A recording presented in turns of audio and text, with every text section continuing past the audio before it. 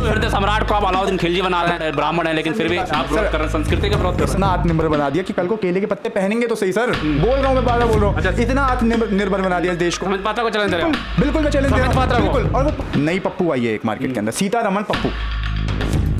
संबित पात्रा जो है वो सबसे बड़े कार्टून तो वो खुद है, जो राष्ट्रीय प्रवक्ता हैं देश में सर, राष्ट्रीय प्रवक्ता नुपुर शर्मा भी थी, उनके त्रिय चरित्र दिख गए थे। संबित पात्रा सिर्फ एक ऐसा जोकर है जो सिर्फ खाली मोदी जी के तलवे चाटता है और पूरे टाइम डिबेट में बैठ के मोदी जी ने ये कर दिया, मोदी जी ने क्या संबित पात्रा अब आके और बैठ के ये बताएंगे, ये बताने की कोशिश करेंगे कि 107 पे क्यों पहुंचे, बेरोजगारी हमारे देश के अंदर मेन मुख्य चीज क्यों हुई, क्या संबित पात्रा इस चीज के ऊपर मतलब डिबेट में बैठना पसंद करेंगे? डॉलर वाले डिबेट में संबित पात्रा में अगर इतनी हिम्मत है और इतनी ग्रेमा है, ठीक है सर, मैं आपके चैनल के माध्यम से कहना चाह रहा हूँ और चैनल के माध्यम से भी कहूंगा कि आप आइए डिबेट में बैठिए, मैं बैठा हूं आपके सामने, आप करिए डिबेट। संबित पात्रा को चैलेंज दे रहे हैं। बिल्कुल मैं चैलेंज दे रहा हूं, बिल्कुल। और वो पप्पू मंत्री को भी कहना चाहता हूं कि पप्पू मंत्री आप पहले जाके दोबारा से, और देखिए अब तो डॉक्टर सुब्रमण्यम स्वामी ने भी कह दिया है, और ये हाँ बीजेपी वाले, देखिए मैं समर्थन कर रहा हूं आज बीजेपी वाले सही कहते हैं कि जेएनयू के जो प्रोडक्ट होते हैं ना, उनका मानसिक जो संतुलन वो बताते हैं, तो सीतारमण जी दिख रही है आज हमें कि उन्होंने जेएनयू के अंदर, वो जेएनयू से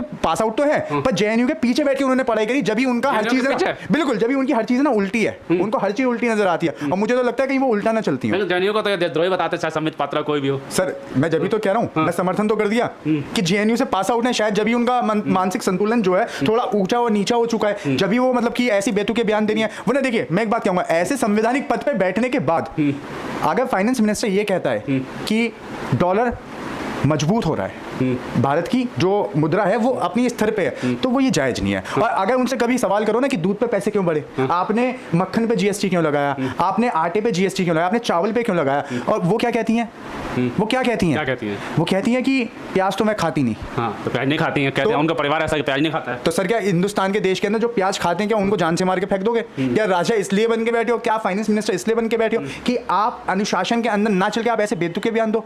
तो मैं पप्पू मंत्री से कहना चाहूंगा कि आप एक बार फिर है ना, आप फिर से, आपको जरूरत है कि आप इस्तीफा दे दो, इससे ज्यादा इस देश की हंसी और मजाक मत उड़ाओ, वो भी विदेशों में बैठ के। अच्छा ये नहीं बोला उन्होंने जाके कि हमें डॉलर यूज ही नहीं करती, रुपया यूज करती है। सर ऐसा भी हो सकता है सीतारमण जी दूध भी ना पीती हो, है ना, क्योंकि इस देश का जो गरीब जो वर्ग है ना वो दूध कंज्यूम करता है, ठीक है, आए दिन कभी भी उठे सुबह, ठीक है, मोदी जी ने अपनी पूरी कंपनी को है ना सीधे एक चीज दिखा रखी है, सुबह उठो तो गलत की फरमान दे दो, जैसे उन्होंने नोटबंदी कर दिया, जैसे उन्होंने नहीं सर रात को 8 बजे तो देते हैं, पर तुगलकी फरमान जो होते हैं ना बहुत, जैसे आज से देश बंद है, लगा दो लॉकडाउन, तो ये तुगलकी जो फरमान है ना, इसके लिए सर्टिफिकेट, इसके लिए इतना कुछ कर रहे हैं मोदी जी। हाँ सर, लेकिन आप लोगों को पेट में पछता है कि देश को सुरक्षा कर दिया, देश को बचाया है मोदी जी ने। सर 107वें नंबर पे, सर 107वें नंबर, अनाज तो बांट ही रहे ना 80 करोड़ लोगों को। I'm not wrong, 107वें नंबर, अनाज नहीं मिल रहा सर 107वें नंबर पे। मैं गलत नहीं हूँ, या फिर मुझे शायद लगता है कि मैंने भी सीतारमण जी की तरह उल्टा तो नहीं पढ़ लिया, कभी 71वें नंबर पे हो, वो 107वें नंबर मुझे दिख रहा हो, कुछ हो जाता है, मिस गाइडिंग हो जाती है। नहीं सर 107वें नंबर पे ही है, वो 107वें नंबर पे ही है हमारा देश, है ना, और इतनी तरक्की करने में से पता है कितना टाइम लगा? 2 महीने के अंदर, क्योंकि 5 स्थान हम पहले थे आगे, अब हम 5 स्थान और नीचे गए, 2 महीने बाद फिर हम 5 स्थान नीचे गिरेंगे, ऐसे करते करते एक दिन हम 127वें पे आ जाएंगे, फिर आप और मैं केले के पत्ते में पहन के यहीं पे इंटरव्यू देंगे, फिर भी हम कहेंगे हाँ जी मोदी जी ने विकास कर दिया, क्योंकि आप ये चीज सुनना चाहते हो मेरे से, तो ठीक है मैं सर कर दिया। जनता देखिए कितना समर्थन करती है, ट्विटर पे देख लीजिए, आप गली मोहल्ले में जा लीजिए, लोग कहते हैं कि मोदी जी से कोई महापुरुष नहीं है, कुछ लोग तो भगवान का अवतार बताते हैं। सर मैं तो खुद कहता हूँ मोदी जी भगवान है इस देश के, क्योंकि मोदी जी अपने बारे में ना उल्टा सीधा सुनना चाहते, और ना ही मोदी जी अपनी कोई बुराई सुनना चाहते, और ना ही मोदी जी अपना विरोध सुनना चाहते, जो उनका विरोध करे उसके पीछे CBI और ED लगा दो, ठीक है। जो मोदी और मंदिर का उद्घाटन किया साउथ में, सर अगर मंदिरों से पेट भरने लगे होते ना इस हिंदुस्तान के अंदर, तमाम मंदिर हैं, तमाम मस्जिद हैं, और देखिए मैं आपको एक चीज नहीं, मैं विरोध क्यों करते हैं, मोदी जी संस्कृति को बचा रहे हैं। मैं आपको एक चीज और बोल देना चाहता हूँ, अगर इस देश के अंदर मंदिर होने से अगर ये देश 107वें नंबर पे है, तो सर शायद या तो सरकार की नीयत के अंदर खोट है, कहाँ जा रही हैं चीजें, है ना। आत्मनिर्भर नहीं बनाया भारत को सर, इतना आत्मनिर्भर बना दिया कि कल को केले के पत्ते पहनेंगे तो सही सर, बोल रहा हूँ मैं, बार बार बोल रहा हूँ, इतना आत्मनिर्भर बना दिया इस देश को, और आत्मनिर्भर इतना बना दिया है कि अब तो ब्रश करने पे भी GST दे रहे हैं हम। अच्छा, ब्रश करने पे GST दे रहे हैं, लेकिन संबित पात्रा की बात करें तो लगातार वो तारीफ करते रहते हैं, डॉक्टर हैं वो खुद, तो उनको जानकारी तो होगी ना कुछ ना कुछ। सर वो फर्जी डॉक्टर है, वो फर्जी डॉक्टर हैं वो, सर सरकार के आशीर्वाद से पुचकार के ना उनको मिल रही होगी। सर ऐसा डॉक्टर जो कोरोना टाइम के अंदर एक बार भी बाहर नहीं दिखाओ, एक ऐसा डॉक्टर जो अपने पेशेंटों को फेस नहीं कर पा रहा हो। डिबेट में तो आते थे ना वो उस टाइम, तो डॉक्टर का काम क्या डिबेट देना है?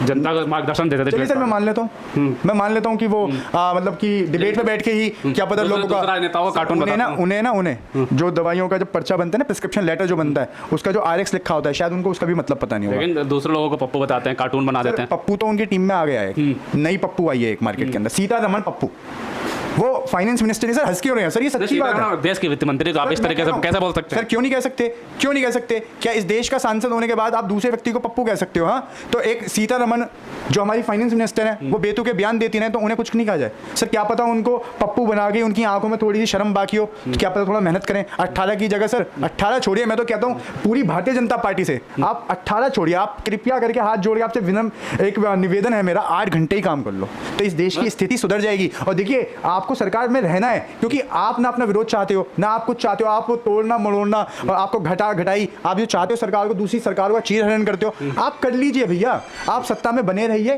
कोई फर्क नहीं पड़ता, आप बने रहिए, पर कृपया करके इस हिंदुस्तान को और हिंदुस्तान के निवासियों को इनको चैन की सांस जीने दो।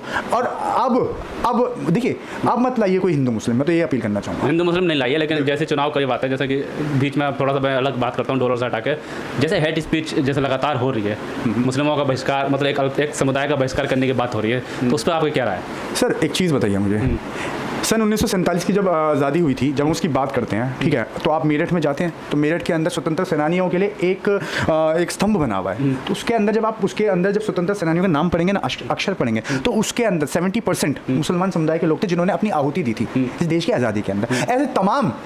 ऐसे तमाम स्वतंत्रता सेनानी जिन्होंने अपनी आहुति दी इस देश की आज़ादी के अंदर, ठीक है। अब मैं आपको दिमाग खराब हो चुके हैं, दिमाग टाइट करना है उनको। ये सत्ता की भूख के अंदर आके, सत्ता पाने के अंदर आके नफरती और जो नफरत फैलाने का, जहरीली भाषण देने का जो कार्य चला है ना सर, कब तक आने वाली नस्लें माफ नहीं करेंगी।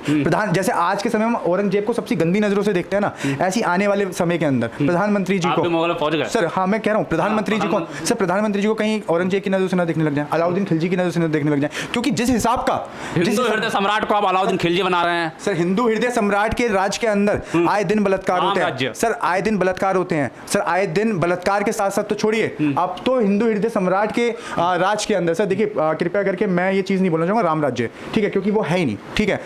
ऐसे हिंदू हृदय सम्राट की सर, हिंदू हृदय सम्राट के उसके अंदर अगर आपके अंदर भी इंसानियत, तो आपके दर्शकों के अंदर भी इंसानियत है, तो बिल्किस बानो जो एक स्वतंत्र जब हम 75वां अमृत महोत्सव है, तो वही एक ऐसी लेडी होगी, उस बेचारी ने अपने आप को आगे बढ़ाने के लिए वो आगे बढ़ी, उसके गुनहगारों को सजा भी हुई, पर यही मोदी सरकार, यही तानाशाह सरकार ने, यही ताना सरकार ने समर्थन के साथ उस बिल्किस बानो के जो आरोपी हैं उनको रिहा करवाया। तो मैं ये चाहता हूँ कि ऐसे हिंदू हृदय सम्राट को आप संन्यास ले लेना चाहिए। लास्ट में इन पे नहीं हो पाएगा, इन पे हो ही नहीं पा रहा सर। कौन करेगा? फिर कौन है सर? इन पे हो ही नहीं पा रहा सर, ये तो जनता डिसाइड करेगी ना, मेरे डिसाइड करने से क्या हो जाता है सर, ये तो जनता डिसाइड करेगी। सर देखिए लोग नाम ब्राह्मण है, लेकिन फिर भी आप विरोध कर रहे हैं, संस्कृति का विरोध कर रहे हैं। सर आप मेरी बात सुनिए, मैं संस्कृति का विरोध नहीं कर रहा, मैं सही और गलत में फैसला दिखा रहा हूँ। मैं किसी का विरोध इसलिए कर रहा हूँ क्योंकि उसके बेतुके बयान। सर मैं एक चीज चाहता हूँ, इस देश के अंदर टाइट करना है तो महंगाई को टाइट करो ना, अब्दुल को मत करो। सर अब्दुल तो अपना आराम से खा रहा है, चिकन मुर्गा सब कुछ खा रहा है अब्दुल तो, बट सर जो हमारा हम जो हिंदू भाई हैं सर, हम दूध पे भी टैक्स दे रहे हैं सर, हम बहुत परेशान हो गए हैं। अब बताइए हम क्या करें सर? अब्दुल की चूड़ियां मत टाइट करो सर, महंगाई को टाइट करो सर। अगर आपको टाइट करना है तो बलात्कारियों की चूड़ियां टाइट कर दो सर। अगर आपको कुछ करना है इस देश के लिए तो आप ये जो भुखमरी है ना उसको टाइट कर दो, 107वें नंबर पे है, ठीक है। अगर आपको कुछ टाइट करना है सर तो आप कृपया करके महिला सम्मान के भाषण मत दो। सालों में ये वो हो गया है हिंदू आराम से पूजा कर सकते हैं। 70 साल के अंदर एक नई चीज हुई है, बेटी पढ़ाओ, और कभी कभार निकल जाता है बेटी पटाओ भी। सर जुबान अगर दूसरे नेता की फिसले तो ये बीजेपी IT सेल कितना चलाए, है ना सर? अगर जुबान फिसली है, ठीक है, तो सर अगर जुबान फिसली है तो ये बात सच भी हुई है, क्योंकि सत्य घटना पे आधारित गुजरात में जो बिल्किस बानो है वो सत्य है। लेकिन पुष्प वर्षा होती है कावड़ियों पे, मुस्लिम सड़कों पे अब नमाज पढ़ना छोड़ दिया, सड़क जिहाद बंद कर दिया। सर एक चीज सुनिए, ना इस देश का हिंदू बुरा है, ना इस देश का मुसलमान बुरा है, ना इस देश का ईसाई बुरा है, ना ही इस देश का सिख बुरा है, ना इस देश का ऐसी समुदाय बुरा है। बुरे पता है कौन है सर?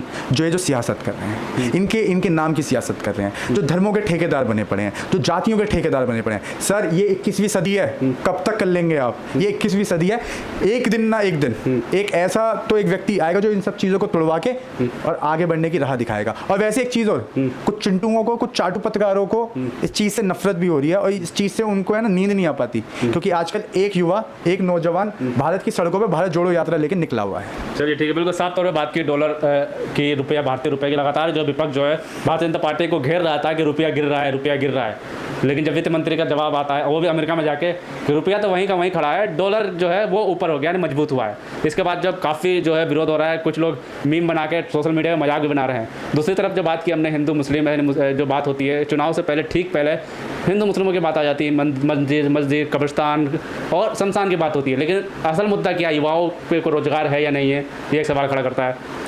भुखमरी में हम नाइजीरिया, जिसे हम भुखमरी का देश कह देते हैं नाइजीरिया, उससे हम नीचे आ गए। नेपाल, अपने पड़ोसी देश नेपाल, बांग्लादेश और पाकिस्तान, इससे भी नीचे आ गए। तो ये सवाल खड़ा करता है कि 80 करोड़ को जो अनाज दिया जा रहा है, जिसके लिए बड़े बड़े मंचों से तारीफ की जाती है कि 80 करोड़ को हमने फ्री अनाज दिया, 5 किलो फ्री अनाज दिया, तो ये तारीफ नहीं, अब ये इंडेक्स देख के लगता है कहीं ना कहीं ये भी हमारे देश की एक नाकामी है।